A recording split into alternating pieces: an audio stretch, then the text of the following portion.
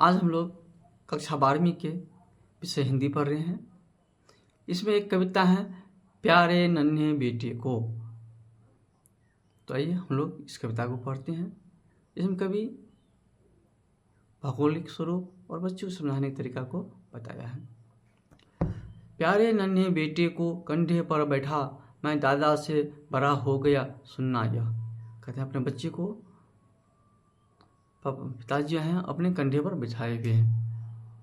और जब बच्चे कहते हैं, जब कंधे पर बच्चे बैठे रहते हैं, वो कहते हैं बच्चे हम अब अपने पापा से अपने बाबा से भी बड़े हो गए। यह सुनना जी पिता को बहुत सुंदर लगता है, अच्छा लगता है। प्यारी बिटिया से पूछूंगा बताओ आसपास कहाँ कहाँ लोहा है।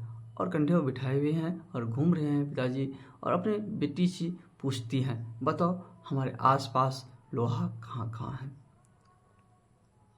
चिमटा करकुल सिगरी शमशी दरवाजे की सौकल कब्जे खील दरवाजे में धंसा हुआ वह बोलेगी झटपट।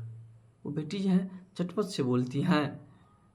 जो चिमटा जो है वह लोहा का है, करकुल जो है वो लोहा का है, सिगरी जो है वो लोहा का है, शमशी है वो लोहा का है, दरवाजे में जो कील धंसा हुआ है वो भी क्या है, लोहे का है। इस तरह से झटपट बोलती हैं और इस तरह से पिता जो है अपनी बेटी को समझा रही हैं, सिखा रहे हैं।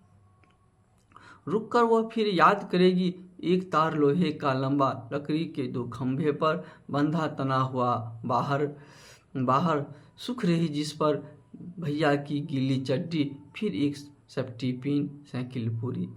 फिर वो कुछ देर रुक कर फिर वह सोचेगी और फिर बताएगी बाहर जो एक तार बंधा हुआ है दो खंभों से, जिस पर भैया की गिल्ली चड्डी सूख रही है, वो भी क्या है, लोहे का है। और साइकिल जो है वो भी पूरे क्या है, लोहे के है।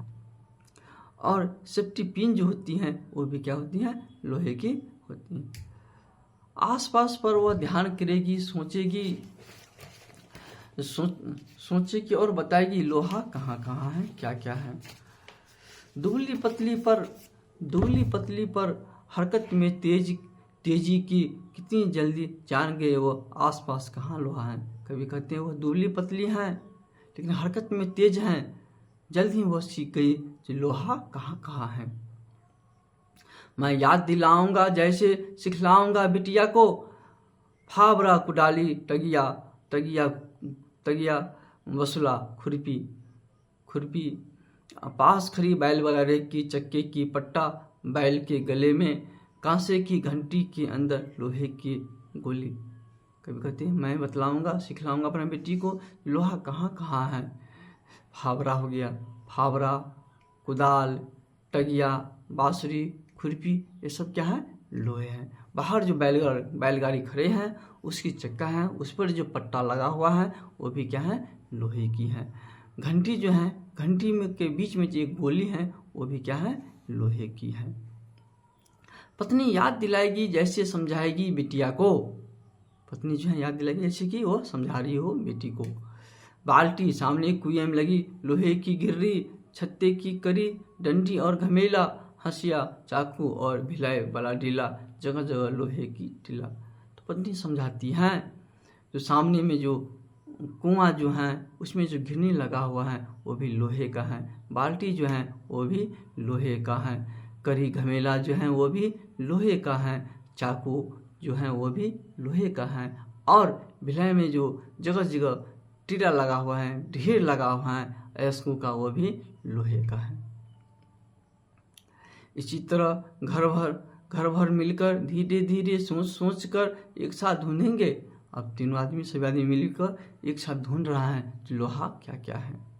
एक साथ ढूंढेंगे कहाँ कहाँ लोहा है, इस घटना से उस घटना तक कि हर वो आदमी कहते यहाँ इस घटना से लेकर उस घटना तक कि सभी वह आदमी जो मेहनत कश लोहा है, जो मेहनत कश है वो क्या है, लोहा है। हर वो औरत दबी सताई बोझ उठाने वाली लोहा है। कहते हैं हर वो औरत जो दबी सताई है समाज की वो सभी क्या है, लोहा है।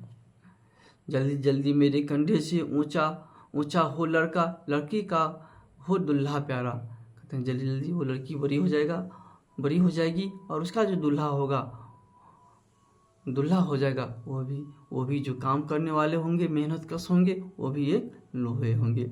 लड़की का वह दूल्हा प्यारा उस घटना तक कि हर वो आदमी जो मेहनत कश लोहा है, हर वो आदमी जो मेहनत कश है वो क्या है, लोहा है। हर वो औरत दबी सताई बोझ उठाने वाली लोहा है। हर वो औरत जो दबी सताई है, बोझ उठाने की काम करती हैं, वह लोहा है। तो आज इतना ही रह देते हैं हम लोग। देखिए क्या समझते हैं क्या नहीं समझते हैं।